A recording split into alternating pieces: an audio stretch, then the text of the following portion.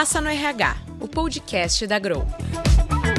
Uma pesquisa realizada pela plataforma Neurotech Sapiens Labs mostrou que o Brasil tem a quarta pior taxa de saúde mental do planeta, ficando na frente apenas da África do Sul e Reino Unido.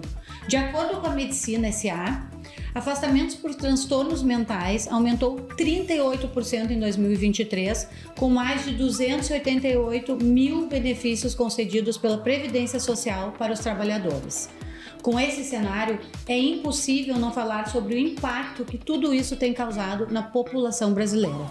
Por isso, o Passa no RH de hoje vai falar sobre saúde mental e como as organizações podem lidar com esse desafio, potencializando a segurança dos colaboradores e guiando os líderes para criar um ambiente seguro e saudável para seus liderados.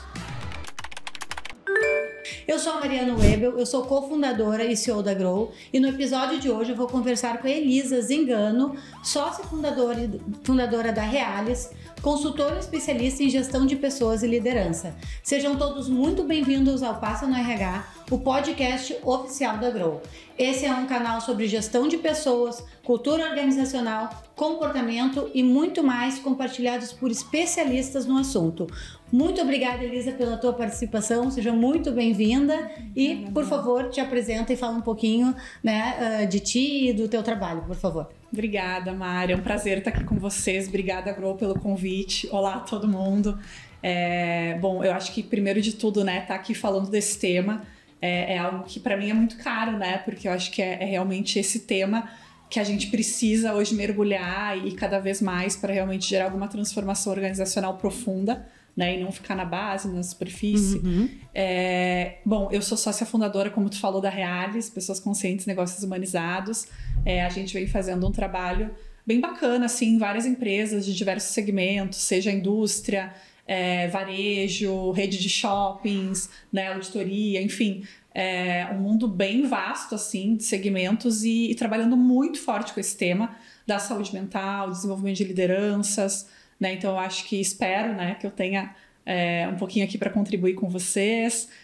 Eu sou mestre em administração com ênfase em gestão de pessoas, sou também bem entusiasta de criação de games, de ferramentas, tenho alguns produtos também no portfólio. Então, enfim, sou aí uma grande entusiasta do tema que a gente vai falar hoje e vamos que vamos. Que legal, coisa boa. Então seja muito bem-vinda, tenho certeza que tu vai agregar. E, sem dúvidas, esse é um tema que acho que ele veio mais forte ainda pós-pandemia. Sem dúvida. Né? A pandemia acabou trazendo mais à luz para essa necessidade e todas as mudanças de comportamento que a gente teve decorrentes do que a gente viveu em pandemia e a mudança da nossa forma de se relacionar com o trabalho. Né? Incluindo aí os trabalhos remotos e tudo mais e, consequentemente, as questões de saúde mental que permeiam aí essas mudanças que a gente acabou tendo. Como tu disseste que tu trabalha com diversos segmentos, né? Tu tem percebido uma maior demanda de trabalhos em prol desse tema, as empresas mais preocupadas em, pelo menos, começar a falar sobre esse assunto? Totalmente. Tem uma virada de chave absurda, né, que a gente vê do mercado. Claro, momentos diferentes, níveis de maturidade diferentes, muitas empresas ainda tentando entender o que elas estão buscando dentro do tema, né? Outras já com uma trajetória trilhada, então com uma visão mais estratégica do assunto, mas sem dúvida, como tu trouxe, o pós-pandemia obrigou as empresas, né, e os RHs a olharem para isso. Se antes não se falava, ou se só algumas falavam, ou se algumas falavam de uma forma muito superficial ainda, muito, às vezes até infantilizada, né, em relação ao que é bem-estar, o que é saúde, hoje a gente tem um papo mais sério, né? Então isso vem mudando muito. E pensando no passado, né, eu fico me lembrando o quanto que esse tema, antigamente, ele era um tema que estava mais dentro da saúde e segurança do trabalho. Sim. Né? Então, quando se falava em bem-estar e qualidade de vida, se falava muito mais dentro dessa área em empresas grandes. E eu entendo que hoje isso até está mudando um pouco, caindo um pouco mais no colo da área de gestão de pessoas, né? da área de HRBPs, que tem que se preocupar, né? A área de Business Partner, que tem que se preocupar também em tratar esse assunto com as lideranças. Então, acho que também vem sofrendo aí uma migração até da forma como isso é tratado dentro das empresas, né? Claro, Sem empresas que são empresas maiores, geralmente, que têm um setor de saúde e segurança do trabalho, mas esse tema ficava muito, muito apostado lá. Ele ficava até um pouco separado, né? Afastado. Do RH tradicional, digamos assim. É exatamente isso, assim, a gente olha, né, vamos dizer assim, academicamente, por 4 níveis de maturidade. Então, o primeiro nível, que é essa base que a gente chama do nível fundamental, é segurança do trabalho, é plano de saúde, é o que é legislação, Perfeito. o que é legal. Depois a gente começa a ir para um segundo nível, que aí é olhando muito para o indivíduo, né? Então, programas de EAP, né, que é o Employee Assistance Programs de psicologia online, por exemplo, a questão de Gympass, a questão, né, de, enfim, ginástica laboral, coisas que ajudam a pessoa, o colaborador, a olhar para isso, e aí alguns pilares vão surgindo. Depois a gente vai para um terceiro nível, que é olhar para a liderança, que é como tu falasse, né? Então, qual é o papel da liderança, como é que a liderança, inclusive, passa a ser avaliada também por ser um líder humanizado, que acolhe, que tem ferramentas para isso, e o que o resultado dele como área impacta também na saúde mental das pessoas, se é algo sustentável ou não. E aí uma estratégia de bem-estar surgindo, né, de forma organizada, não assim, ações pontuais ou desconexas, mas de fato um guarda-chuva, né, e aí precisa se entender, bom, que estratégia é essa que a gente quer, para um quarto nível que a gente está falando de indicadores, como é que a gente mensura ROI, VOI, né, que é o valor do investimento, não só o retorno, mas o que gera de valor, e enfim, entende de uma forma bem mais robusta, né, com diretoria discutindo indicadores. Ah, que bacana. Né, mas aí é num nível, claro, mais maduro, só que é um caminho, né, Mari? É um caminho. Bem interessante, eu não conhecia esses 4 níveis de maturidade, muito bom para entender de uma forma bem simples, digamos assim, e qual o nível de maturidade que a empresa se encontra. Exato. Se é mais a nível de indivíduo, se ela já está mais evoluída a nível de liderança ou até mesmo através de indicadores. Perfeito. Bem bacana. É por aí. Bem legal. E aí a gente estava falando do pós-pandemia, né? Mas na verdade eu fiquei me lembrando, durante a pandemia, nós da Grow, nosso time é um time de 25 pessoas, não é um time enorme, mas eu me lembro que durante a pandemia a gente já criou um programa que a gente chamou de Wellbeing, que a gente sentiu a necessidade naquele momento de já estruturar algo. Então, assim, na verdade, a demanda de cuidar de saúde mental, ela começou já na pandemia, não foi no pós. Claro, o pós, ele veio cascateando aí várias necessidades, mas o durante já foi um momento de se preocupar muito com isso, tanto que a área de gestão de pessoas foi a área mais impactada, a gente fala que foi a área mais impactada em pandemia, em função de que ela que teve que dar conta de muitas coisas, porque afetou diretamente as pessoas. Exatamente, e uma área que ficou muito adoecida. Também. Né? Hoje a gente tem profissionais de RH extremamente adoecidos, precisando de apoio, porque eles foram linha de frente dentro das empresas. Perfeito. Então isso foi algo que assim, a gente precisa passar também a olhar, é o famoso cuidar de quem cuida. Cuidando do cuidador, né? Cuidando do cuidador, perfeito. Que na teoria é muito bonito, mas assim, na prática é difícil. Sim. Né? Então tem que se olhar para isso também. Com certeza, porque no fim é isso, né? Quem cuida de quem está cuidando. Exato, e a mesma coisa para a liderança. Exatamente, sem dúvida. Mas a liderança ela ainda tem, de alguma forma, pelo menos a área de gestão de pessoas que tem mais esse olhar. Sim, né? E tem um apoio. Isso, e que cuida, né, dos líderes, que dá esse apoio. Já a área de gestão de pessoas, ela fica um pouco mais solitária sozinha mesmo, né? Fica mais sozinha. Exato. Mas bem legal. Vamos lá, então, puxando um pouquinho dos dados que eu trouxe ali no início, sobre esses dados alarmantes aí que a gente teve de incremento, né, de problemas de saúde mental. Eu queria ouvir sobre a tua visão, como que tu vê o papel da liderança, então, já que a gente também está falando sobre a liderança e ela já lá num terceiro estágio, então, de maturidade, nessa questão de promover o bem-estar nas empresas, como que isso aparece na prática, como que isso significa na prática. Acho que até tu pode falar um pouco mais sobre a avaliação que tu comentou, que esse terceiro nível consegue fazer uma avaliação do líder, do impacto dele em saúde mental e bem-estar, e quais os comportamentos e ações os líderes, né, precisam desenvolver para criar essa cultura do bem-estar e o foco na saúde mental? Tá. Bom, eu acho assim, quando a gente fala de liderança, né, liderança é um autor, né, um ator, na verdade, né, um coautor desse processo. Mas eu sempre gosto de falar assim, quando a gente olha para estratégia de saúde mental, para criar um ambiente de bem-estar, a gente tem que lembrar de 3 grandes agentes. O indivíduo, tá? Então, assim, não tem como fugir também da autorresponsabilidade da pessoa, seja o colaborador, seja num cargo de liderança, seja o RH, quem é aquela pessoa que está se autocuidando, como é que ela entende bem-estar para si, e isso é um pedaço.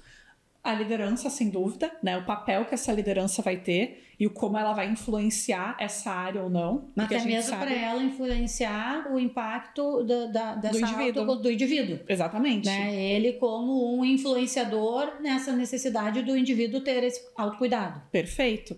E a gente tem a cultura como um todo da organização. Porque assim, eu posso ter um colaborador se autocuidando que faz lá o seu exercício físico, se alimenta bem, dorme bem, cuida das suas relações, cuida da sua área financeira, mas se ele tiver um líder que não é humanizado, que não está olhando para isso, vai por água abaixo, ele não vai conseguir sustentar a saúde. Agora, eu posso ter um líder humanizado cuidando de uma área, mas se a cultura da empresa dentro das outras áreas não olha para isso, esse líder sozinho não vai sustentar. Perfeito. Né? Então a gente precisa de um olhar macro, que é cultural, e que daí a gente pode depois até falar de alguns temas mais macro, como segurança psicológica, por exemplo, que é um fator muito mais desse guarda-chuva de ambiente. Mas, respondendo a tua pergunta com foco na liderança, né? Eu só gosto de pontuar, porque a gente não colocar também tudo no papel do líder. Ele é uma parte do todo. Exato, não é uma via de mão única. Sim. Né? Mas sim, senão fica pesado para ele também, né? Carregar pesado. Toda essa responsabilidade. Exato, mas assim, sabemos que tem um papel fundamental ali. Então, acho que o primeiro ponto que a gente vem trabalhando muito é justamente o que é esse modelo de liderança humanizada. Porque é um novo paradigma, é um novo arquétipo de liderança. Né? Os líderes, eles estão acostumados com um modelo muito mais comando-controle, ou muito mais workaholic hoje, né? De não ter tempo, de responder e-mail de madrugada, de cobrar a equipe, de não ter disponibilidade daqui a pouco para ter uma conversa olho no olho, porque realmente o mundo, né, tá enlouquecido. Então, assim, a gente já se coloca nesse papel de que não ter tempo e não olhar para isso. Virou até bonito, né? Ou então a gente vai para um outro arquétipo que também é muito perigoso, que é o da liderança super-herói, super-heroína, de achar que, bom, se eu preciso ser mais humano, então quer dizer que eu tenho que resolver tudo, dar conta de tudo, ter todas as respostas para minha equipe, estar sempre sorrindo, né, não ter problemas. E não é, né? Isso é uma visão romantizada e que é muito pesada também para essa liderança. Então, quando a gente fala de uma liderança humanizada, e aí pensando em comportamentos para isso, o que a gente vem trabalhando é primeiro essa vulnerabilidade de mostrar que estamos num novo mundo e assim, a saúde mental passa a ser um tema estratégico para as empresas, porque de fato até então não era. Então, desestigmatizar isso e trazer essa vulnerabilidade da liderança, porque inclusive hoje as lideranças, tem uma pesquisa do Instituto Gartner, né, que ela fala que 90% das lideranças que eles entrevistaram lá na amostra deles entende que é importante um novo modelo, um olhar mais humanizado. Só que as lideranças têm medo. Como é que eu faço isso? Né? Não sabem também. Não sabem. E assim, agora eu passo a ser o psicólogo, terapeuta da minha equipe, eu não estou preparado para isso, né? Então qual é o meu limite? E agora eu vou ter que me expor, eu vou ter que falar do meu autocuidado, para dar o exemplo para ser vulnerável, para me mostrar vulnerável, eu tenho que me abrir. Mas assim, eu tenho medo de me abrir, sabe? Então assim, trabalhar isso, que é muito subjetivo, né? Então, e é uma linha muito tênue. Uma linha muito tênue, é tudo muito novo. Dar colo também, né? E ser esse líder humanizado, mas não ser também patriarcal, paternalista. Exatamente. Né? Então, essa medida, e ela é muito sutil. Muito sutil. E entre eu também me expor e o quanto eu também vou me expor. E qual é o limite disso? Me expor para gerar uma identificação e uma empatia, que a gente vai falar sobre isso mais para frente, mas também com o receio de o excesso disso. O excesso disso. Porque eu ainda sou uma referência. E aí só um parênteses, né, que eu também acho que é legal pontuar, quando a gente fala dessa coisa da vulnerabilidade, a gente tem que ter muito cuidado, assim como vários temas que surgem da moda, né, propósito, né, engajamento, vulnerabilidade, a gente começa a banalizar ou achar assim, então eu vou falar tudo que eu penso, né, despejar o que eu sinto, que e não é legal assim. se mostrar vulnerável. Porque assim, é uma vulnerabilidade, até a Brené Brown, que é a grande, né, impulsionadora desse tema, é uma vulnerabilidade situacional. Ela tem que fazer sentido. Eu tenho que enxergar que eu trazer daqui a pouco, compartilhar um erro meu, ou trazer ou pedir ajuda, ou né, trazer para a equipe vai ser importante para o resultado. E não é a qualquer custo. Né? Então também exige um nível de maturidade de entender quanto que a minha vulnerabilidade vai contribuir. Vai ter momentos que o líder vai ter que tomar frente. Né? Não é que agora vai ser tudo co-compartilhado, co-construído. Mas é importante também eu me sentir mais humano para poder trazer esses ingredientes humanizados para o jogo. Então não é fácil, mas é o que a gente vem trabalhando muito, né? Tu perguntou em termos de comportamento. Quando a gente trabalha especificamente em liderança humanizada, é trabalhar comunicação, presente, escuta. Escuta é um grande desafio para a liderança. Liderança, né, naqueles modelos que a gente falou, está acostumada a só trazer as respostas. Né? Mas assim, quando vem alguém me falar de algum tema, né, de saúde mental, por exemplo, às vezes eu quero já dar uma solução. E às vezes o que a pessoa só precisa ser acolhida, ser ouvida. Né? E eu estar ali olho no olho, não estar no celular, não estar respondendo e-mail. Então, o líder entende essa importância da disponibilidade, da presença, do acolhimento. Né? A gente, inclusive, criou lá na Realis uma ferramenta para ensinar como acolher, porque os líderes não sabem acolher, não foram treinados para isso. E a orientação, que daí entra muito esse limite do eu não vou atuar na questão do meu colaborador, né? Quando a gente está falando especificamente de saúde mental, mas qual é o portfólio que a minha empresa oferece? Às vezes o líder não conhece, né? Ou então assim, quem eu posso buscar ajuda? Porque daí de novo, né? A liderança se achando a super heroína. Então eu que tenho que resolver, eu que tenho que dar conta, eu não posso buscar ajuda do meu BP, né, do RH, da área de saúde, eu tenho que bater no peito, senão eu não sou um bom líder. Perfeito. E aí não, a gente desestigmatiza isso. E quem é a tua rede de apoio aqui dentro da empresa? Quem que pode ser uma rede de apoio lá fora para tu ajudar esse colaborador a entender que ele precisa buscar ajuda, mas que não vai ser tu que vai entregar essa ajuda necessariamente. Tu tá dando caminho. Tu tá dando caminho, mostrando opções. E daí, para isso que a gente volta pro autocuidado, que é o quanto esse líder também utiliza dos canais e das soluções da sua empresa. Né? E daí a gente tem que pensar assim, o quanto ele acredita nisso. Também. Porque às vezes ele acha, isso aí, né? Então a gente tem várias situações. Perfeito. Mas assim, eu acho que é realmente mostrar a importância do que tá se construindo. Porque senão fica lá na prateleira e ninguém usa, né? Então, eu acho que são várias coisas, mas eu diria assim, muito trabalhar essa escuta, essa comunicação presente, trabalhar o acolhimento, né? Ensinar ajudar esse líder a entender como acolher um colaborador que não tá bem e a se autoacolher também. E como é que eu busco orientar, entendendo o portfólio, entendendo as soluções que a minha empresa oferece. Perfeito. E aí tu me fez lembrar, aqui na Grow, um dos instrumentos que a gente utiliza é o questionário de resiliência, que é uma ferramenta que avalia a resiliência em 8 componentes. É um instrumento que a gente trouxe da Inglaterra e validou ele no Brasil. E um dos componentes de resiliência, até então, a resiliência era muito avaliada mais no âmbito clínico e ela foi trazida para o âmbito organizacional. E um dos componentes da resiliência é o componente de busca de apoio.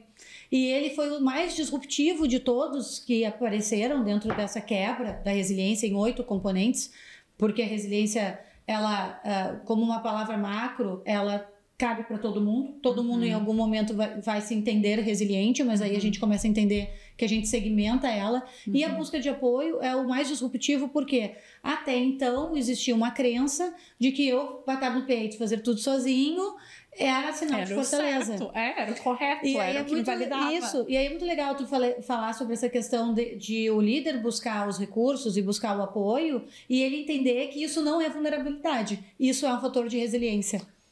Exatamente. Né? O buscar os recursos é um fator de resiliência. Então, e o contrário de uma crença ainda que existe de que isso é um sinal de fraqueza. De fraqueza. Perfeito. Então, só que é disruptivo, como tu bem trouxe. Exatamente. Mas passa muito pela questão da autoconsciência, que é um ponto que a gente vai ainda abordar hoje, sobre a gente ter consciência, né? A gente saber, e aí a partir daí fica mais fácil da gente então navegar aí por essas crenças, né, não mais limitantes, né? Exatamente. Quebrar essas crenças. E muito disso vem de falar sobre, trazer informação, trazer dados, né? Exatamente. O que a gente está fazendo aqui agora, né? Exatamente. Espero que atinja lideranças elas possam também abrir um pouco mais essa consciência. Perfeito. Elisa, antes de eu te fazer a próxima pergunta, a gente se conheceu num evento da BRH, né? Sim. Que tu foi fazer uma palestra lá e, enfim, a partir daí a gente entendeu que era bacana a gente te trazer aqui para o podcast, porque está muito vinculado ao que a gente trabalha sobre questões comportamentais dentro das organizações e o que a gente faz acaba impactando em saúde mental. E um dos conceitos que tu trouxe, que para mim também foi novo, foi o gap de empatia. Né? Então eu falei antes de empatia, até falei entre aspas para a gente então entrar agora nesse conceito, que eu acho um conceito muito bacana, assim, então se tu puder falar um pouquinho sobre o conceito de gap de empatia, e aí na sequência eu tenho uma perguntinha para te fazer. Tá bom. O gap de empatia, na verdade, ele é um conceito que surgiu em Harvard, né, por muitos estudos, entendendo que, assim, nós tendemos a achar que quando a gente já viveu uma situação, né, então um líder mais sênior, né, um mentor, uma mentora que está ali iniciando o processo de mentoria, a gente acha que por a gente ter vivido aquilo que uma pessoa mais jovem ou menos experiente naquele assunto está vivendo, a gente tende a ser mais empático, né? Porque, poxa, né? Eu já passei pelo que a Mari tá passando hoje, né? Então, automaticamente eu vou me empatizar mais com a situação dela. Só que não necessariamente. Porque eu posso ter vivido a mesma experiência, só que com outro sentimento, outra emoção, né? Então, daqui a pouco, o que eu vivi na experiência que tu tá vivendo hoje, que foi similar, foi ansiedade e tu tá vivendo medo, por exemplo, ou tá vivendo raiva, né? Então, eu vou tentar, daqui a pouco, até subestimar a tua emoção, porque para mim foi diferente, né? E aí, quando a gente pensa em gap de empatia, ele pode acontecer em diferentes contextos. Relações familiares, relações entre diferentes gerações, diferentes, né, senioridades. Então, é algo que é importante a gente começar a entender, assim, qual é o sentimento, qual é a emoção que a outra pessoa está vivendo naquela situação. E aí, eu tentar me conectar com aquela emoção que a pessoa está me trazendo. E por isso exige escuta, de novo, presença. E não que eu tenha vivido aquela situação. Não necessariamente. A empatia não é o fato de eu ter vivido aquela situação. Eu posso até ter vivido, mas se tu me trouxer uma outra emoção, então eu vou acessar na minha caixinha de memórias uma emoção que eu vivi, uma situação com aquela emoção que tu tá me trazendo. Sabe? Então pode ser exatamente o contrário daí até, né? Pode ser outra situação completamente diferente. O que eu tô gerando não é uma empatia. É assim, poxa, como eu tô lidando tão mal com isso se ela lidou tão bem. Exatamente. Então, ao invés de eu estar provocando ali um sentimento mais positivo, porque o objetivo da empatia é se colocar, a princípio, se colocar no lugar do outro para que a gente propicia uma situação mais confortável. Exato, ajude, apoia, acolha. E aí eu tô trazendo uma emoção completamente diferente da tua, e digamos que a minha seja mais positiva do que a tua, eu posso provocar exatamente uma sensação ainda de carregar mais o teu sentimento. De me trazer mais peso. Mais peso ainda. Porque se então, como que eu não tô vivendo isso que ela viveu? Se ela achou tão bom, eu tô achando tão ruim. Exato, e não é por mal. Claro. A gente realmente acredita que vai estar ajudando. Né? Poxa, Mari, mas nossa, quando eu vivi isso foi tão tranquilo. Nossa, tu vai ver, é fácil, tu vai tirar de letra. O que eu tô fazendo? Eu tô subestimando. Perfeito. Só que com a intenção genuína de te ajudar. Mas eu tô me conectando a uma emoção que foi minha no passado. Perfeito. E a situação pode ser parecida, mas tu tem a tua emoção. Então a empatia tem a ver com essa conexão pela mesma emoção. Não pelo vivido. Exato. Então, como tu trouxesse que isso é um ponto que vem aparecendo entre gerações, a minha pergunta é exatamente em relação a isso, né? Que o gap de empatia entre gerações parece ser um dos grandes desafios hoje para as empresas. Inclusive, esses tempos a gente fez um webinar até falando sobre os desafios das diferentes gerações. Bacana. E que dica que tu daria, então, para os líderes e RHs para promover um diálogo mais construtivo entre gerações, considerando, então, as diferentes necessidades e expectativas de cada grupo? Assim, a gente fala muito da importância, né, de promover esses espaços de diálogo, porque hoje é muito assim, né? As gerações mais antigas e as gerações mais jovens, cada um na sua caixinha, uma reclamando da outra. Uma julgando a outra. Porque no meu tempo era assim assado, né? Ou então as novas gerações, mas eu não quero escutar, eu quero que seja diferente, eu quero que hoje priorizem outras coisas e não aceitam também ouvir muito da experiência que existe das gerações mais antigas. Só que eu acho que antes da gente falar dessa construção, né? E aí vem muito do papel do RH de criar esses ambientes. Como é que a gente pode criar canais diversos para atender todo mundo? Como é que a gente pode daqui a pouco criar fóruns, rodas de conversa, momentos de troca, né? Treinamentos em que a gente vai ter diferentes gerações juntas para conversar, para olhar no olho, para discutir ideias, né? Na verdade, a base disso, e que daí eu volto porque eu te falei lá atrás do elemento da cultura, que é a segurança psicológica, que é como é que a gente vai criar um lugar seguro para se poder falar também, porque senão a gente vai só fingir que, né, que acredita ou que entende os benefícios, mas no fundo a gente vai olhar para o lado do colega e falar, nada a ver isso, que bobagem, né? Então eu acho que quando a gente começa a trabalhar cultura, segurança psicológica, de criar esse contexto de uma cultura que não é mais do medo, ou que não é mais da complacência ou do silêncio, nem da briga, né? Da briga, do arranca-rabo, de daqui a pouco eu por ser um líder ou um diretor, eu vou dizer que é assim que faz, né? Eu vou falar, vamos voltar agora ao trabalho presencial goela abaixo, e não vou nem escutar daqui a pouco o que está acontecendo, porque eu tenho poder, por exemplo. Uma cultura segura, não, a gente vai dialogar, a gente vai conversar, a gente vai trocar, e é uma crença compartilhada, né? Se a gente for lá para os primórdios da segurança psicológica, entender conceito, é uma crença compartilhada, não é só do líder, não é só da equipe, todo mundo tem que se sentir parte daquilo, para poder trazer sua opinião, para poder trazer para o jogo, né? O porquê que pensa diferente, porque pensar diferente não é ruim. Só que quando a gente só vai para esse lado da briga ou do julgamento ou de apontar dedo que na minha geração era melhor, então as pessoas têm que seguir como eu fazia lá atrás, né? Mas o mundo mudou. Né? E inclusive, né, eu acho que eu até compartilhei isso na palestra que vocês foram da BRH, se tem muito ainda essa visão de que quando a gente olha para a saúde mental das novas gerações, é mimimi, é bobagem, estão reclamando, mas se a gente for aprofundar os dados, é a geração mais adoecida que a gente tem hoje. Fato, dados, né? Então assim, precisamos olhar para isso também. É uma geração que precisa de ajuda. Não dá pra gente menosprezar, mas só conversando. Mas não julgar como mimimi, mas com esse outro olhar. Com esse outro olhar acolhedor e empático. Só que para isso, eu vou ter que me conectar com o que essa geração tá vivendo. Qual é esse novo mundo, né? E aí também, assim, todo mundo é corresponsável, né? Eu costumo brincar dando exemplo, né? Até levo isso para as empresas, muitas vezes, quando a gente trabalha esse tema com as empresas, assim, teve muita essa polêmica do pais indo em entrevista de emprego dos jovens, né? Que os recrutadores estão reportando muito esses casos. Tá, ok, né? É uma questão para ser olhada, sem dúvida. Mas que pais são esses que estão indo junto?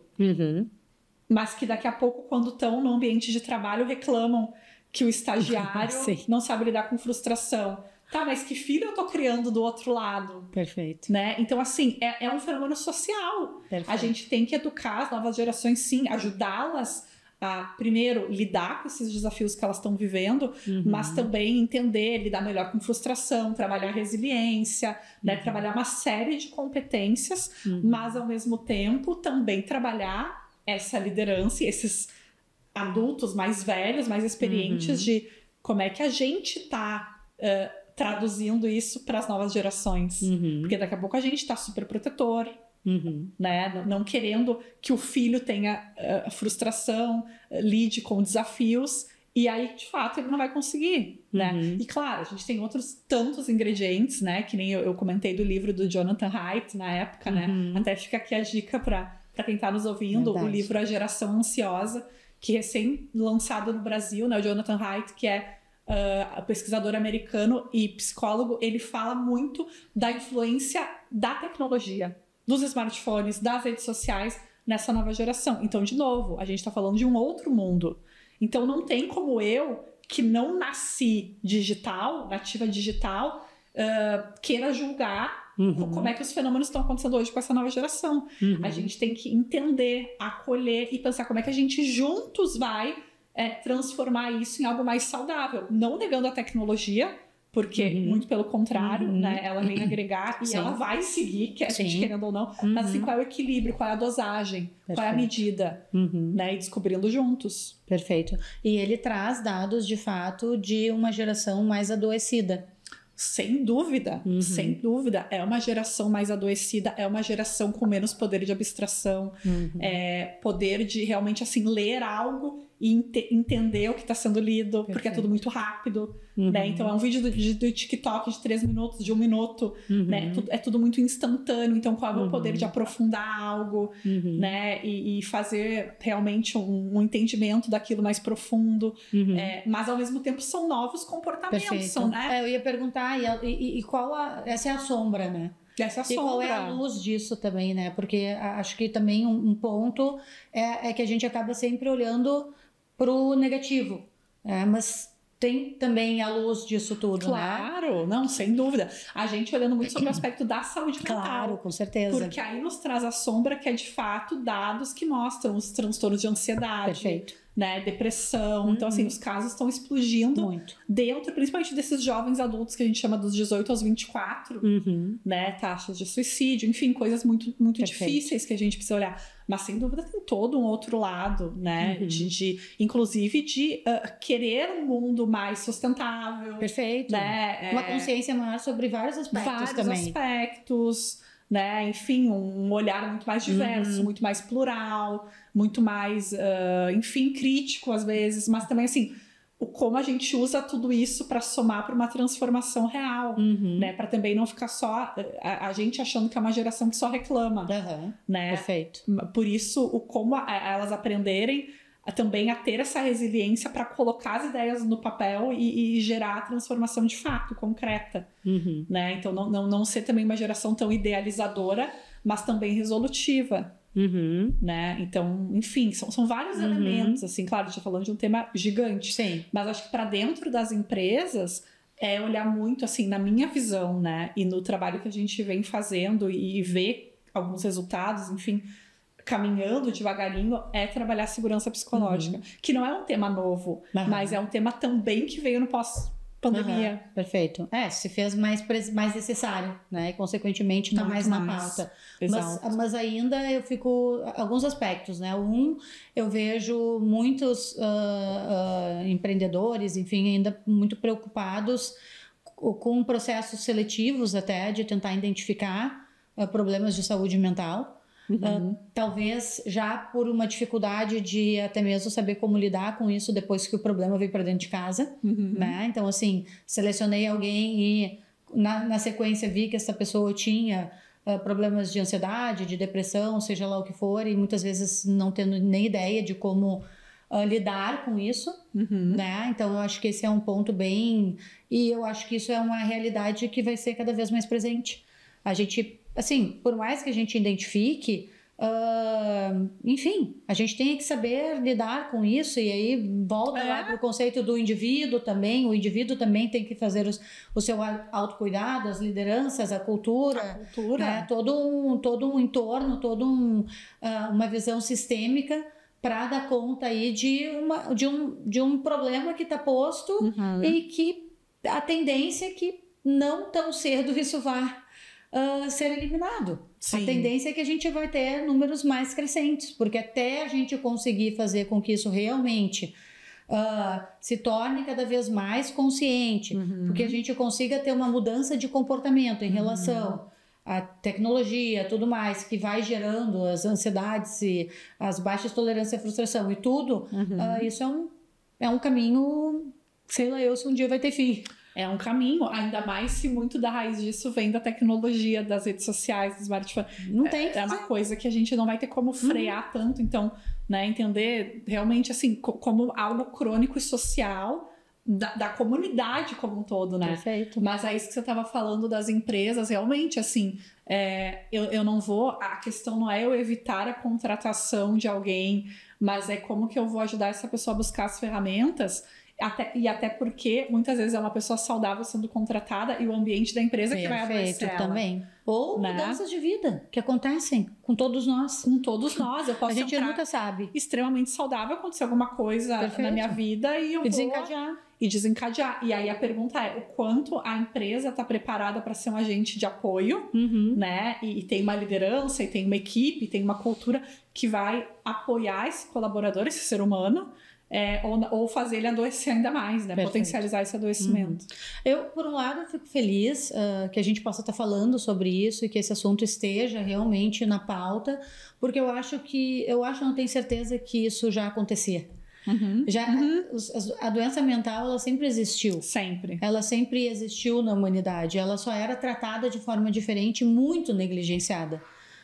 Basta a gente olhar para hospitais psiquiátricos e tudo mais, né? Que eram depósitos, né, de pessoas com transtorno de saúde mental. Então, eu fico feliz, por um lado, que a gente possa falar mais sobre isso, mas também sei que existe aí um caminho longo, porque ainda existe barreiras e dificuldades e custos e consciência. Eu acho que empresas maiores já conseguem ter programas mais estruturados, empresas menores, aí vai depender muito das lideranças que estão no topo para conseguir trazer esse assunto à tona. Então, eu ainda entendo que a gente está numa jornada bem inicial, mas sem dúvidas muito melhor do que já foi, né? De épocas que...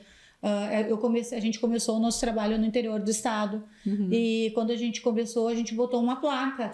E a gente botou que era né, psicologia. Nossa, isso foi assim, 20 anos atrás, disruptivo, porque o psiquiatra da cidade era uma portinha escondida que ninguém sabia onde é que era, quase que a pessoa tinha que ir por se tivesse um túnel subterrâneo, ela ia pelo túnel subterrâneo. Estou falando de 20 anos atrás. Sim, não, imagina eu mostrar que eu estou indo me tratar, fazer uma terapia. Exatamente. Meu Deus. Então essa é a grande ponto virada. Bom. E aí até eu quero entrar numa próxima pergunta que é sobre as plataformas que hoje a gente tem aí que as empresas oferecem de saúde mental, de terapia online, alguns programas de bem-estar. Então, que bom que a gente já tem esses recursos, mas ainda uma preocupação do quanto que isso é pro forma, é para dar conta de... né? Estão dizendo que isso é importante, então a gente tem que ter no site, isso, divulgar, né? Então, eu queria ouvir a tua opinião também em relação a isso, assim, e entender o quanto que isso fala sobre uma construção genuína, né? De uma preocupação com bem-estar e saúde mental. Obviamente, não menosprezo em nenhum momento esse tipo de ação e atitude. Se for para ter no site, tá ótimo, já é alguma coisa. Sim. Mas entender que isso é um pedacinho. É um pedacinho, porque assim eu posso ter uma solução maravilhosa que eu vi no mercado, fui fazer um benchmarking, implantei na minha empresa, mas se aquilo não conecta, não é comunicado, não é preparado, né? Aquilo fica pro forma. Então eu acho que, claro, é melhor do que nada, lógico. E assim, a gente vai ter que começar de algum lugar, né? Acho que também não que eu esteja julgando aqui, poxa, tem muitas iniciativas legais que melhor fazer antes feito do que perfeito, né? Aquela famosa frase. Mas assim, eu acho que volto pra tua questão do como preparar essa liderança, essa cultura para entender a importância disso, porque senão também ninguém vai usar. Ou vai ser um tabu. Ótimo. Eu tenho lá o canal de apoio psicológico, mas Deus o livre. Até medo assim, se eu acessar, esse dado vai para quem? Quem é que vai ficar sabendo que eu tô acessando? Perfeito. Sabe? Então, de novo, segurança psicológica, trabalhar. Ser algumas barreiras realmente a serem trabalhadas. Algumas barreiras. E aí eu acho que, claro, a consciência, ela pode vir, né? De como é que a gente vai ampliar essa visão, de sensibilizar mesmo para não ser algo superficial. Ela pode vir do mercado, ela pode vir das novas gerações que estão demandando empresas mais saudáveis, né? E que hoje sabem às vezes até por, enfim, né? Relatórios, reportagens, quem são as empresas tóxicas do mercado, então nem quero trabalhar lá. Mas eu acho que tem um papel que é fundamental na área dos RHs também, de levar isso para a gestão e para o board de uma forma estratégica para mostrar, porque tu falou antes, o custo, né? Tem um custo muito grande de não olhar para isso.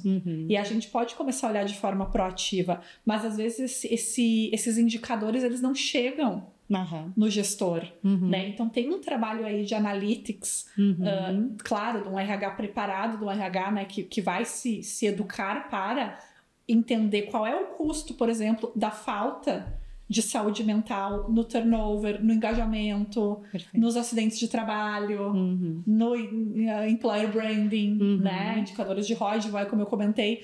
que assim, é um trabalho super novo, mas que empresas que estão fazendo já conseguem conscientizar muito mais as lideranças e a alta cúpula, que é quem vai botar dinheiro, Claro. né? Quem vai comprar, né, o quem projeto. vai comprar, para entender que não é só porque a gente tem que fazer, porque é bacana ou porque tá todo mundo fazendo. Mas porque tem um custo. Tem um custo muito alto, né? Eu acho até também que eu levei aquele dia para vocês o custo da falta de engajamento de um colaborador, né, que o Instituto Gallup trouxe esse ano. Todo ano eles fazem esse estudo atualizado, é 8,9 trilhões de dólares, né, algo assim, mundial, o custo do baixo engajamento, o que representa 9% do PIB global.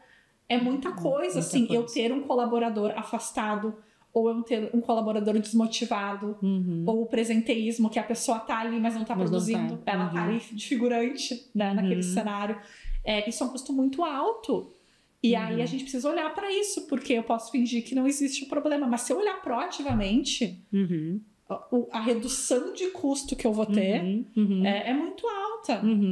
E sem falar que o impacto é no ser humano, porque esse é o pitch para a gente conseguir convencer do porquê fazer esse tipo de trabalho. Perfeito. Mas mais do que isso, é uma preocupação genuína com as pessoas. Claro. E que normalmente as empresas declaram qual é o principal ativo de uma organização, são as pessoas. No quadro é bem bonito. Mas na hora de investir de fato... Né? Mas ok, a gente usa o pitch porque ele é verdadeiro. Claro. De que realmente está tendo um custo financeiro para o negócio, mas que a consequência também disso vai ser o impacto no ativo, então, mais importante das empresas, que são as pessoas. E que é uma pessoa saudável e produtiva. Perfeito. De uma forma sustentável. Porque, né, eu posso estar produzindo muito numa área, mas a que custo se não é de uma forma humanizada, aí essa área super gerou resultado esse ano, mas e o ano que vem? E outro? Até que ponto? Não é sustentável. Não é sustentável, né? Então, e aí, de novo, é uma caminhada, é claro, e aí eu sou muito a favor, assim, e a gente faz muito isso na Realis, começar com projetos piloto, mostrando o valor. Perfeito. A gente não vai chegar transformando tudo. Não, né? porque não é, até porque não é assim. Não é assim. A transformação, ela realmente é gradual. Não, e às vezes vem realmente de uma iniciativa do RH, porque assim, o gestor lá, ou o diretor, ou o CEO ainda não comprou a ideia, mas a gente vai num trabalho de formiguinha provando o valor daquilo, né? Então começa com áreas piloto, vai indo, vai cascateando, e aí quando vê, nossa, isso tá fazendo sentido, isso melhorou o resultado daquela área, isso, né? Reteu mais as pessoas, o índice de performance está melhor. Clima, engajamento. Exatamente. Então, tem vários caminhos para fazer. Mas tem que começar. Tem que começar. Ótimo. Falando ainda da nossa participação lá na palestra da BRH, tu trouxe uma frase do Einstein que fala que nenhum problema pode ser resolvido pelo mesmo estado de consciência que o criou. E na tua visão, que mudanças de estado de consciência são necessárias para que as empresas consigam lidar com os desafios de saúde mental e construir um futuro de trabalho mais saudável e sustentável para os colaboradores? Essa frase, é aquelas frases bonitas que a gente vê, eu não sei nem dizer se é realmente do Einstein. Tá bom, não pode. A gente acredita que é, mas que eu acho ela fantástica, porque realmente, né, a gente vai ter que ter um estado de consciência atual do mundo de hoje. E, de novo, eu acho que ele vai se dar por esse... Primeiro, que a gente está fazendo aqui, conversando, gerando... Sensibilização, né? É olhar no olho, é os RHs promoverem isso, é os gestores, é a gente se abrir para esses temas novos, né? Porque são tendências, é importante. E a gente não vai mudar um estado de consciência sem a reflexão. No primeiro sem se passo, deparar com aquilo. Não se dar conta. E esse é um trabalho que vocês fazem na Realis, assim, digamos, tô imaginando um RH falando, eu preciso começar a trabalhar esse tema, mas eu tô no estágio 0, né? Que é o que não tem a consciência ainda. Então eu preciso fazer esse pontapé inicial de tornar esse assunto pelo menos consciente. Exato. Então esse é um trabalho que vocês executam, de sensibilização. Muito. Muitas vezes é o ponto de partida. Perfeito. É sensibilizar, seja através de palestra, roda de conversa, perfeito, né? Trazendo esse banho de loja, de mostrar o cenário atual. Porque dados, cases, a gente trabalha muito. E por um outro lado, que a gente tem um assessment autoral de saúde mental, né? Que é a Census. Então, a gente muitas vezes aplica a pesquisa ainda sem falar muito, né? Para poder daí mostrar os dados. Sim, ela vem mais pura. Vem mais pura, e aí a gente sensibiliza pelo dado. Então ali tu tem um dado gritante de que a gente precisa olhar para isso, né? Porque é uma pesquisa que ela vai dar tanto o índice individual das pessoas como recorte por área, ou por diretoria, ou por setor, aí a gente consegue customizar, enfim, dependendo do recorte que a empresa quer. Mas aí fica muito nítido. Perfeito. Né? Então é um caminho também diagnóstico. De começar. E claro, daí de novo, entendendo a cultura, o que faz sentido para esse momento. Mas a gente nunca vai lançar um programa maior sem ter feito essa jornada. Né? Ou com empresas mais maduras. Sim, se a empresa já está numa jornada. Mas tem que entender. Não tem assim prateleira. Não tem. É muito customizado, porque senão não vai dar certo. Sim. É mais fácil de vender o da prateleira, né? Mas ele não é eficaz. Não é eficaz e não vai gerar retorno depois. Aí também não faz sentido. Exatamente. Perfeito. Tu falou em case, isso era um ponto que eu queria te perguntar, né? Que dentro da tua trajetória de anos de experiência, tu já deve ter tido N cases, né? Inclusive, tu falou que tu usa os cases para sensibilizar. Cases de sucesso, eu queria saber, em relação ao desenvolvimento de cultura de bem-estar e valorização de segurança psicológica. Então, se tu pudesse compartilhar com a gente dois cases, acho que seria bacana. Eu acho que, assim... pensando em cases, né? Como eu te falei, a gente trabalha com N empresas, diferentes segmentos. Normalmente portes também. Portes também normalmente são empresas maiores, né? A gente está com um portfólio normalmente de empresas maiores multinacionais. Mas uma coisa em comum que vem dando muito certo como case de sucesso, que eu diria, são iniciativas que a gente tem hoje que a gente chama de embaixadores de saúde mental, mas que, claro, cada empresa vai ter seu nome, né? Aliados, semeadores, parceiros, né? Enfim, o nome depende muito da cultura. Mas, assim, na prática, o que significa isso? A gente começou, inclusive, esse trabalho com a Colgate lá atrás, isso em 2021, bem no início ali do pós-pandemia. Pós não, né? Na verdade, ainda existia a pandemia. E que a gente cascateou depois para várias empresas dentro, claro, da customização do que mas... em linhas gerais, assim, é um programa em que você prepara pessoas de diferentes áreas, em diferentes níveis hierárquicos, para serem uma ponta, um agente, um multiplicador desses temas. Então é um programa todo assim, primeiro ele faz todo um preparo da pessoa, do indivíduo, que daí entra naquilo que a gente falou do autocuidado. O que é bem-estar? Quais são os pilares que formam o bem-estar integral? Como é que eu tô me cuidando? Aí a gente tem desafios, gamificação, pílulas de bem-estar, todo uma trilha de aprendizagem para daí ajudar depois esse agente a entender como é que eu acolho uma pessoa na minha área que precisa de apoio, como é que eu crio diálogos com a área para ajudar, que ferramentas eu posso ter, a gente tem um arsenal de ferramentas para instrumentalizar esse agente. Então a gente tem como se fossem braços, se for pensar no RH, até porque saúde mental é um tema cross, não é só do RH, porque o RH sozinho não vai dar conta, gente. Não, então, assim, a gente tem uma pessoa lá, um agente que é da área de compras, um que é da área do marketing, um que é da área comercial, um que é, enfim, da contabilidade, para dar vazão. Perfeito. E claro, daí a empresa normalmente seleciona quem são as pessoas mais engajadas, né? Isso que eu queria saber, como é que é feito, como são escolhidas essas pessoas. Em alguns casos a gente abre inscrição, outros casos o líder indica alguém que já seja mais proativo, que já tem algum vínculo com esse tema, né? E aí no final eles fazem projetos tangíveis de como ajudar a potencializar isso nas áreas. Então a gente pega a estratégia da empresa e tangibiliza em projetos reais mesmo, que vão ser feitos, vão ser realizados, vão ser mensurados em vários temas, né? Aí depende, de novo, da estratégia, da cultura. Mas assim, o que eu queria trazer é que assim, eu acho que esse é um programa que é um case de sucesso, independentemente da organização que a gente já realizou, e foram muitas, porque ele promove essa cultura. A gente não está falando assim de só treinar a liderança ou só preparar o RH, mas a gente está falando de preparar os colaboradores como um todo. E aí tem um senso de pertencimento daquela pessoa de querer atuar, de se sentir de fato embaixador, protagonista, e também uma ponta, né, ali para poder estar mais atenta ao que está acontecendo na área, levar isso para o gestor, levar isso para o RH. Legal. Então é um ponto de apoio mesmo. Claro, e aí a gente trabalha também como é que vai reconhecer essas pessoas, porque também é um trabalho uma mais dedicação que ela tá fazendo, claro. mas que vem funcionando muito bem, assim, porque a gente trabalha também ajudando ela, né, no indivíduo, claro. mas a também levar o bem-estar para as equipes, para a área, para a cultura. E o senso de pertencimento a gente sabe hoje que é o fator-chave, né, para uma pessoa se sentir bem numa empresa. Que legal, muito bom. Dentro dessa linha, então, a gente tem um quadro aqui no Passadão RH que se chama O que você faria? E a ideia é que a gente possa debater sobre situações que aconteçam no cotidiano dos profissionais de RH e lideranças, trazendo soluções executáveis e eficazes.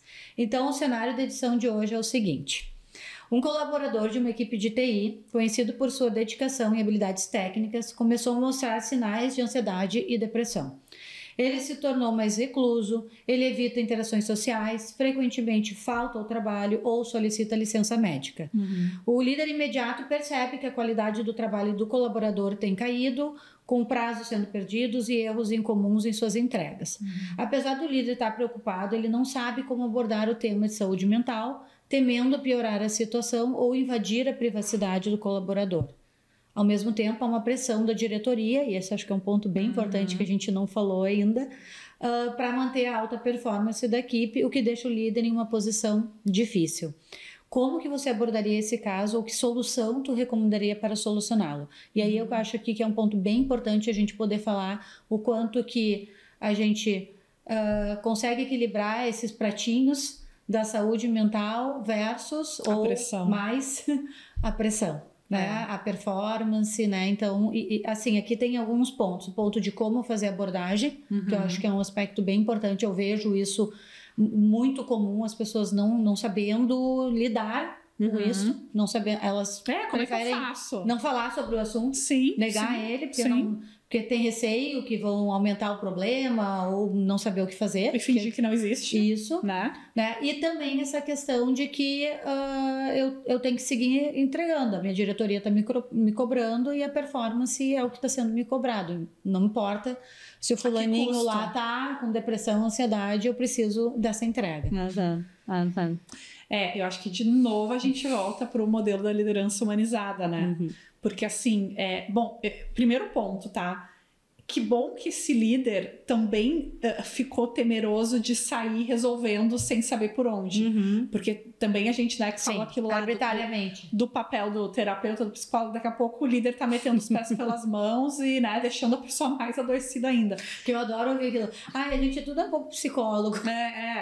Exato. Não, gente, não seja psicólogo. Você não é psicólogo. Então, é muito sério, né? É muito sério como eu vou atuar, como eu vou acolher. Né? Então, assim, que bom que ele entendeu que ele precisava de ajuda, né? E aí o meu conselho é vá buscar essa ajuda, porque certamente alguém na empresa, né, ou tem o RH, ou tem uma equipe, uma área específica de bem-estar. Até alguém que ele confie, porque vamos pensar num cenário mais crítico, que não tenha. Então, sim, alguém que tu confie, que é uma outra liderança, né? Porque também tem isso, compartilhar, ter uma rede de apoio na própria empresa, né? De líderes entre si podendo falar sobre isso. Então, acho que o primeiro ponto vai buscar rede de suporte, de como tratar. Não tenta tratar sozinho se tu tá se sentindo frágil ou se tu não sabe como, porque tu não vai conseguir, né? E pode piorar o problema. Mas também não fingir que o problema não existe. Então, acho que buscar ajuda é a primeira coisa, né? E aí, bom, eu acho assim... Isso que tu falou da pressão por resultado, né? Isso é delicado, só que assim, isso vai acontecer.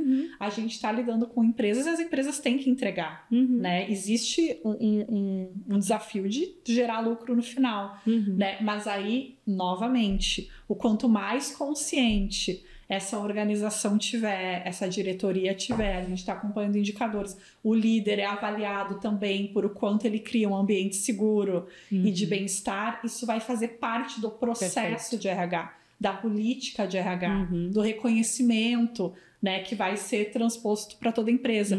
Então vai mudar, porque vai fazer parte também o indicador de saúde ser olhado. Então isso também vai valer para o negócio. Né? Agora, se é o resultado a qualquer custo, bom, aí a gente está falando do resultado sustentável.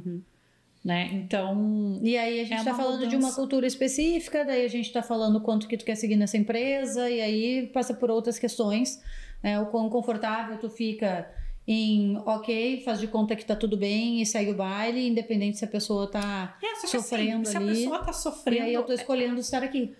Mas só que assim, vamos pensar, se a pessoa tá sofrendo e ela tá adoecida, ela não vai entregar do mesmo jeito. Não tem como ela fazer isso, ela não vai conseguir, né? Ela vai se afastar. Ela, como tu falou ali no case, ela vai se isolar, ela não vai estar mais presente, ela não vai mais estar ali. Então não tem como ser o mesmo resultado. Né? O que a gente vai escolher fazer? Vai manter a pessoa ali sofrendo ou a gente vai tentar buscar uma solução para ela?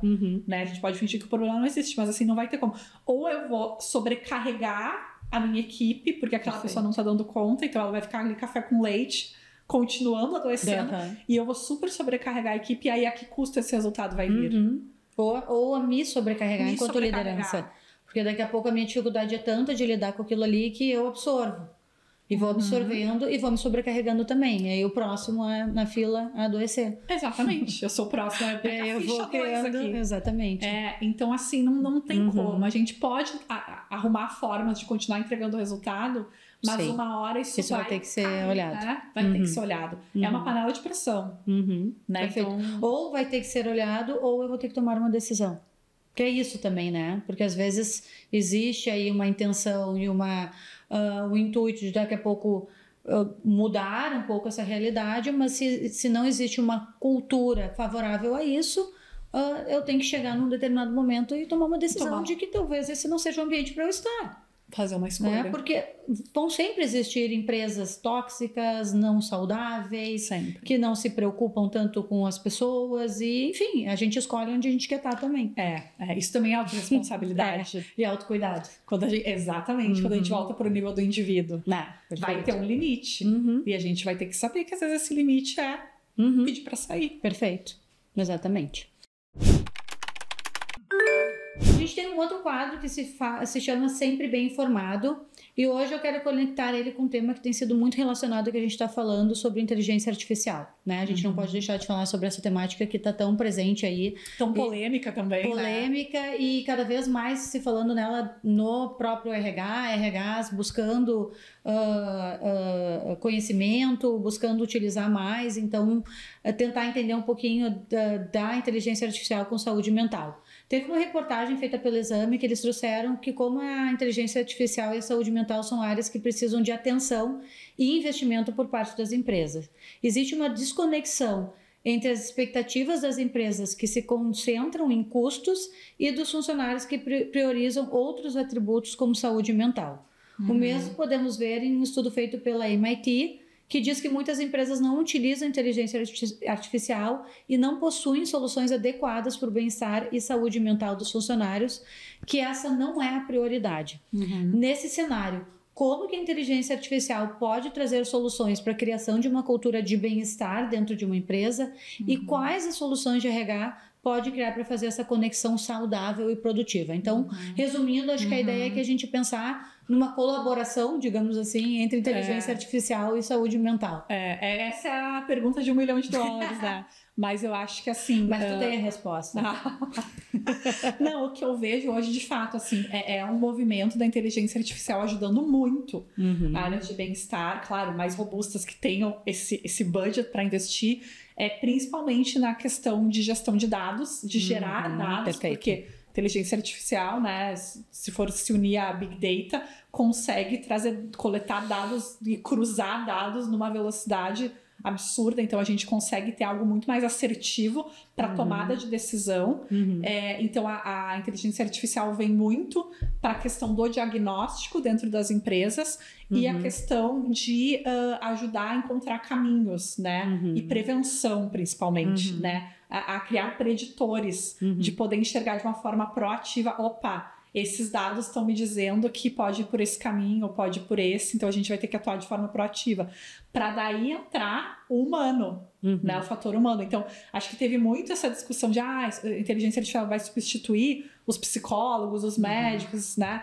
Eu acredito que não, eu acredito que ela vai até um nível, né? Que nem, por exemplo, eu trabalhei na Yara, né? Antes de eu ser consultora, foi uma das empresas que eu passei, e que hoje eu sei que eles são um case no chatbot de saúde mental que eles têm, ganhando vários prêmios, aí eu fico super feliz, porque, né? A gente sai da empresa, mas sempre leva um pouquinho, né? Então é legal saber, hoje eles têm lá um chatbot que, assim, de tempos em tempos dispara uma pesquisa para o colaborador, que, se ele quer responder ali na mesa dele, né, de eu estou bem, como é que eu estou me sentindo em relação à minha saúde mental. Aí dependendo do que a pessoa responde, isso é inteligência artificial, é um robô. Mas dependendo do que a pessoa responde, vem alguém, acho que é o BP, enfim, legal, da área de saúde, e liga para a pessoa. Né? Não é um robô que vai ligar para a pessoa. Mas, ao mesmo tempo, a gente tem hoje soluções, por exemplo, para pessoas mais idosas que estão se sentindo sozinhas, de terem robôs que ajudam a conversar, estão ali, né, presentes para a pessoa não ficar tão sozinha. Então, tem muito já dessa inteligência para, inclusive, não é substituir, mas tentar cumprir um papel que daqui a pouco o humano não tá ali. Mas das empresas, eu acho que é isso, é ser um caminho para a área entender, a área de saúde entender que essa pessoa tá precisando de ajuda. E aí eu vou lá e ligo, eu vou lá e marco uma conversa. Muito bom, porque na verdade muitas vezes não vai ter uma proatividade da pessoa, por N razões. Por N razões. Às vezes por vergonha até. E aí ela tem um gatilho para que ela possa colocar como que ela tá. E se existe todo esse conceito aí de segurança psicológica, ela se sente confortável. Isso é importante. Porque também ela tem que se sentir confortável para dizer que ela não tá bem. Exatamente. Ela pode simplesmente ver ali o chatbot e ignorar. E dizer, não quero responder, tá ótimo. Ou não quero responder, porque não é obrigatório. Né? Assim como todo portfólio que vai ter, que muitas vezes é com inteligência artificial, mas também eu opto, daí de novo, em escolha. Mas ela tá ali, né? Mas eu acho que para esse cruzamento de dados, que é o maior ganho. É o maior ganho. Porque aí tu vai ter um diagnóstico muito mais profundo, tu vai ter preditores, tu vai conseguir fazer prevenção também. Prevenção, muito para prevenção. Então, hoje eu vejo que esses são os caminhos, assim. E aí, essas ações com chatbot e tal, eu acho muito bacana, assim. E no caso da Yara, por exemplo, que eu sei que é um case hoje que está usando muito, vem tendo bons resultados, né? Que legal. Então, acho que é por aí, assim, é entender ela a nosso favor. Que é o que a gente estava falando antes também das novas gerações. A tecnologia está aí.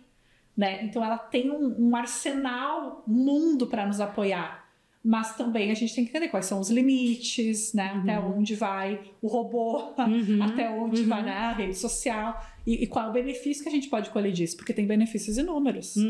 E aí, enfim, e o quanto que esses benefícios são bem vistos de serem utilizados também. Acho que esse é um ponto bem importante. Bem importante. Não adianta ter e a pessoa não se sentir confortável para usar, porque isso não é visto de forma positiva, né? Ou não precisa nem ser visto de forma positiva, é visto de uma forma não tão boa. Né? Ou com desconfiança. Então perde todo o sentido, né, de ter todos esses recursos também. É que nem os canais de ética, né? É tudo isso, né? Hoje até a gente estava comentando de manhã, eu e minha sócia, porque tem agora a lei da certificação da empresa promotora de saúde mental, que é um produto que a gente agora vai começar, né, a ajudar as empresas a preparar esse terreno, porque a regulamentação ainda não saiu, tá para sair, mas as empresas já podem ir se preparando para quando vier a lei, né, quando vier, aliás, a certificação, já se inscreverem para receber, né? Então eu posso fazer esse trabalho prévio. Mas o quanto é importante trabalhar essa cultura, né? Perfeito. Porque senão também fica... De novo, vai ser um certificado por um certificado. Mas o certificado ele tem que chancelar o ambiente que exista realmente. Essa preocupação e ações sendo feitas, né? Eu acho que a gente vê em várias áreas, não só em RH, soluções super bacanas que a empresa gasta milhões de dinheiro e as pessoas não usam. Não, daí tu vai conversar com alguém que trabalha na empresa e diz, nossa, meu Deus, tá louca aquela pessoa. Empresa horrível, empresa tóxica. Mas como? Tem tudo isso, foi divulgado tal coisa. Não, mas não... mas a cultura não permite. Isso não só é RH, né? Eu lembro da equipe comercial, o CRM. Tá, mas o CRM sozinho não vai tirar a informação da tua cabeça. Perfeito. Né? Então, assim, para todas as áreas, tu tem que ter a cultura daquilo. Perfeito. Então, a saúde mental numa empresa é criar uma cultura. E daí, por isso que eu acho que, como mensagem aqui, eu deixo, né? Olhando aqui para a câmera, a importância de olhar a segurança psicológica.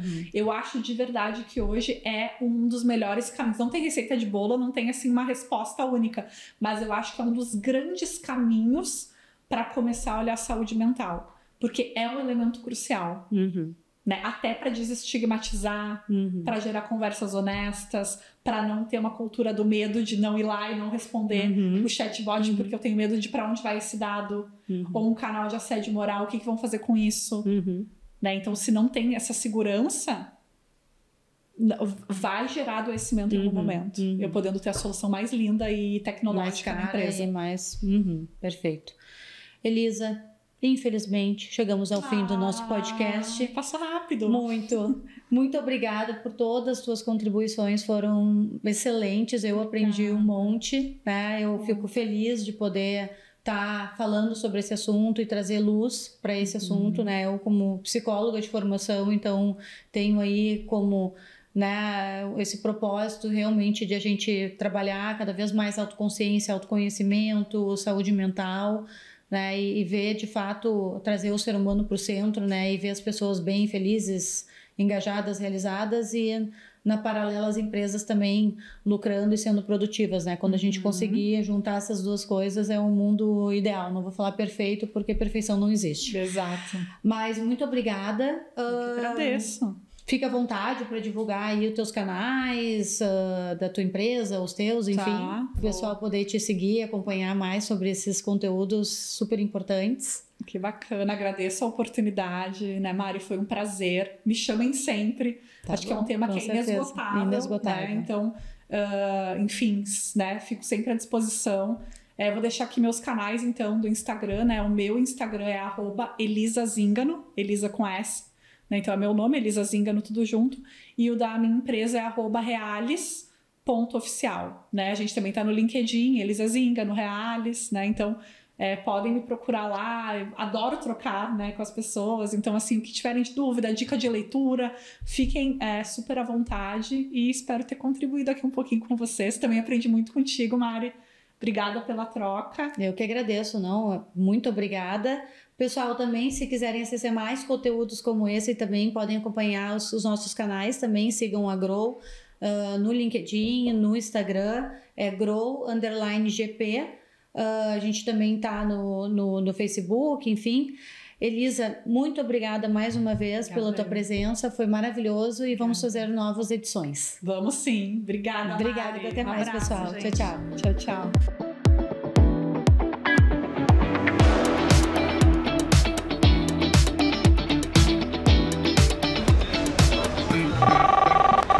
Passa no RH, o podcast da Grow.